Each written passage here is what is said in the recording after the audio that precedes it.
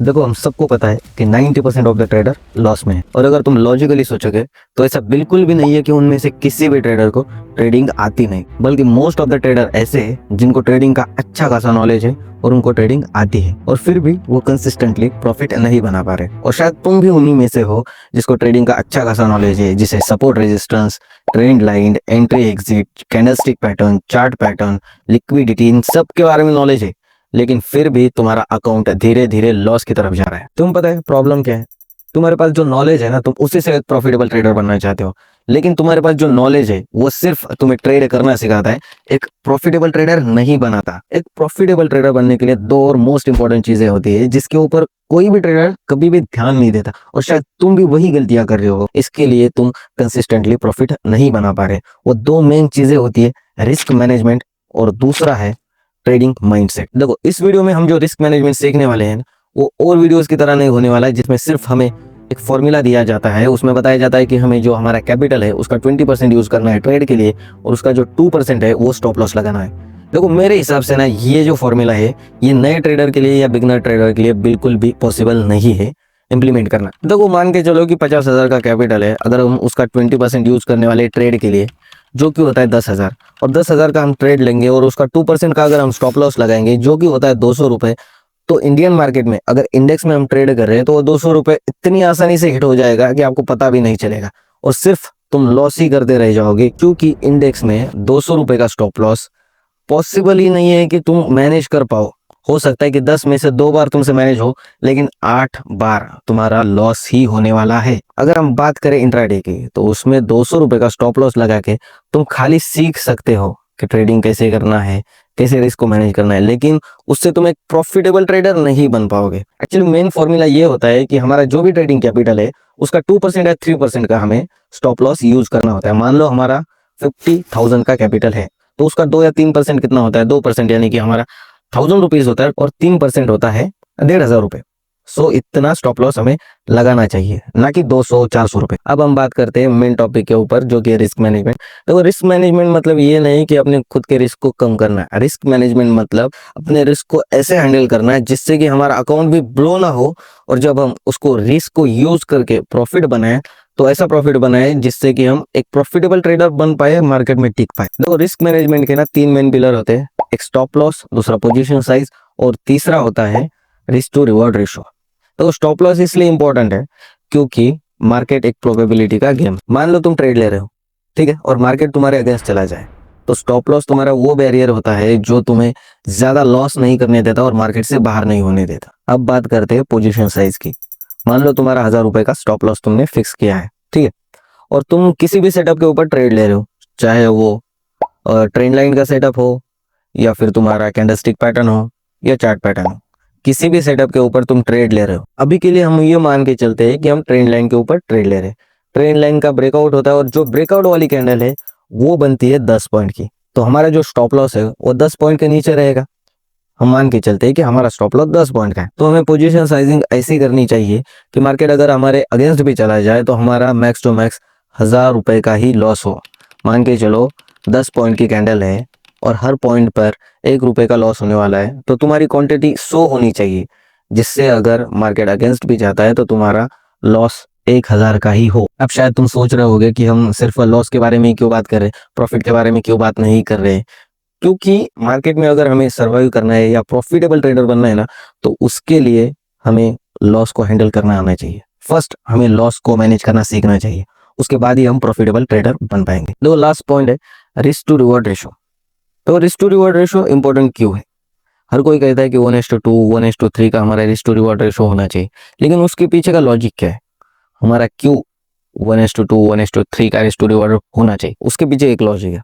देखो प्रोबेबिलिटी का गेम है, तो हमारा रिस्क टू रिवॉर्ड रेशो ऐसा होना चाहिए कि अगर हम ज्यादा बार भी गलत होते हैं तो फिर भी हम प्रॉफिट में रहे। इसके लिए 1:2, 1:3 का रिस्क टू रिवॉर्ड फॉलो करते हैं। मान के चलो तुम 1:2 का रिस्क टू रिवॉर्ड फॉलो कर रहे हो, तुम 10 ट्रेड ले रहे हो और 10 में से 4 ही ट्रेड तुम्हारे सक्सेसफुल हो रहे हो, 6 ट्रेड में तुम लॉस कर रहे हो, लेकिन 1:2 का risk to reward ratio follow करने की वजह से तुम प्रॉफिट में रहोगे। अगर हम बात करें 1:3 रिस्क टू रिवॉर्ड रेशो की, तो अगर उसमें तुम 10 में से 3 ही ट्रेड में प्रॉफिट करते हो फिर भी तुम प्रॉफिट में रहोगे। इसके लिए रिस्क टू रिवॉर्ड रेशो बहुत ज़्यादा इंपॉर्टेंट होता है। लेकिन इसमें भी एक कैच है, ठीक है। अगर तुम इंट्राडे करने वाले हो ना, तो उसमें हमें बहुत ज़्यादा ध्यान देना पड़ता है, क्योंकि हम एक ही दिन में बाय और सेल करने वाले होते हैं, ठीक है।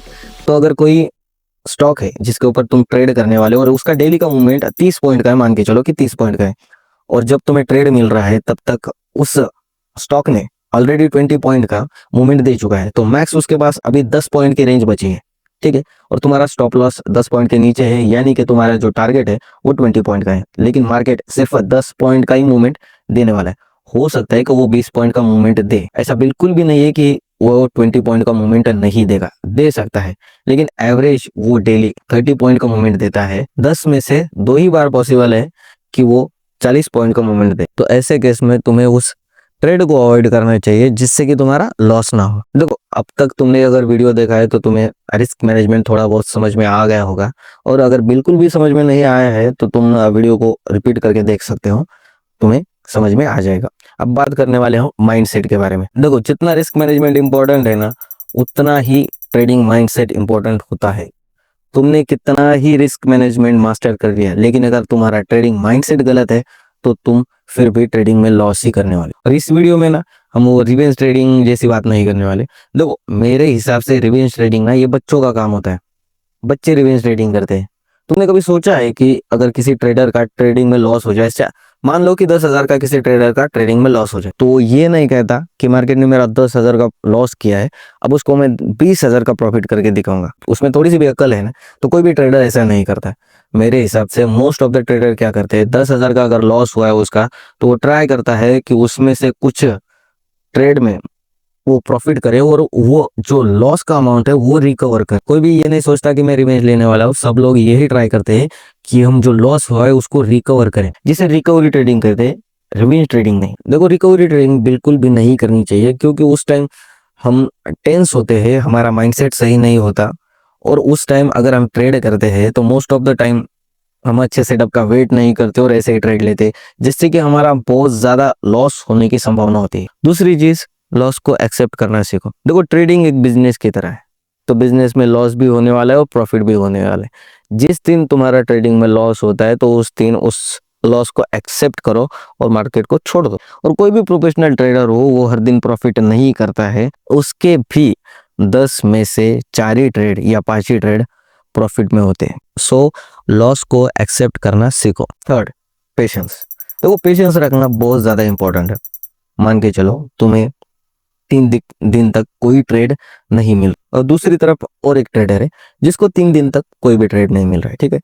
तो अगर तुम वो ट्रेडर हो जो ट्रेड नहीं मिलने पर कहीं पर भी सेटअप ढूंढते हो और 3 दिन ट्राई करते हो कि ट्रेड ले लो ट्रेड ले लो, और ट्रेड ले भी लेते हो, तो मोस्ट ऑफ द टाइम तुम्हारा क्या होने वाला है, लॉस ही होने वाला है, क्योंकि तुमने ना कोई सेटअप को फॉलो किया, ना कोई रूल फॉलो करे, सिर्फ ट्रेड के पीछे भागे, तो तुम्हारा लॉस होने वाला है। और वही जो दूसरा ट्रेडर है वो 3 दिन तक रुकेगा, एक प्रॉपर सेटअप देखेगा, प्रॉपर सेटअप मिलने के बाद ही उसके ऊपर ट्रेड करेगा और फिर उस ट्रेड में प्रॉफिट करेगा। 3 दिन कोई भी ट्रेड करके लॉस करने से अच्छा है उस 3 दिन में सिर्फ एक ट्रेड करो और उसमें प्रॉफिट करो, इससे तुम्हारा माइंडसेट सही रहता है। फोर्थ, गेट क्विक रिच वाली सोच।